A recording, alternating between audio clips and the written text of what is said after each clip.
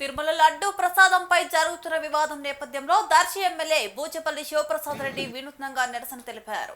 తిరుమల లడ్డుపై చంద్రబాబు అసత్య ప్రచారం చేశారని ఆరోపిస్తూ పాప పరిహారం పేరుతో దర్శిలో 1000 కొబ్బరికాయలు కొట్టి ప్రత్యేక పూజలు నిర్వహించారు.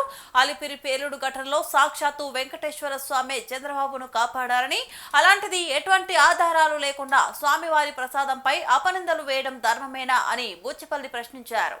మడి కట్టుకొని రంగురంగుల డ్రెస్సులు వేస్తూ వేషాలు వేసే పవన్ కళ్యాణ్ ఇప్పుడు ఎందుకు మౌనంగా ఉన్నారని నిలదీశారు.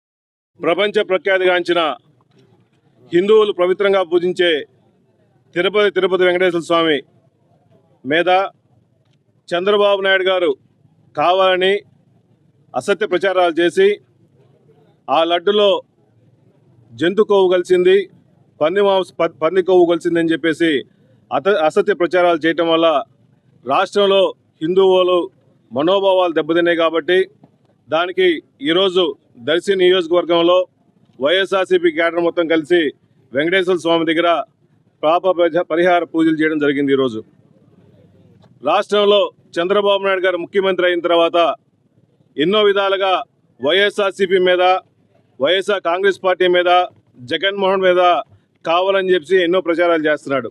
ఆయన రాజకీయం కోసం, ఆయన రాజకీయ లబ్ధి కోసం, స్వార్థ రాజకీయాల కోసం తిరుపతి వెంకటేశ్వర స్వామి లడ్డును కూడా వదల ఒక ముఖ్యమంత్రి హోదా ఉండి ఏమి ఆధారాలు లేకుండా ఒక తిరుపతి వెంకటేశ్వర స్వామి ప్రసాదం మీద, లడ్డూలో నెయ్యి కల్తీ జరిగిందని ఎలా చెప్పగలుగుతాడు?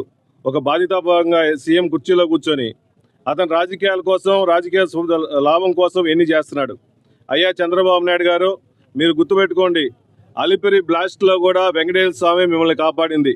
అటువంటి వెంకటేశ్వర స్వామి మీద మీరు కూడా ఆరాధ్య దైవంగా పూజించే వెంకటేశ్వర స్వామి మీద వెంకటేశ్వర స్వామి ప్రసాదంలో లడ్డూలో నెయ్యి కలిసిందని చెప్పి అసత్య ప్రచారం చేయడం నిజంగా చాలా బాధాకరంగా ఉందని చెప్పి సభాముఖంగా తెలియజేస్తున్నారు.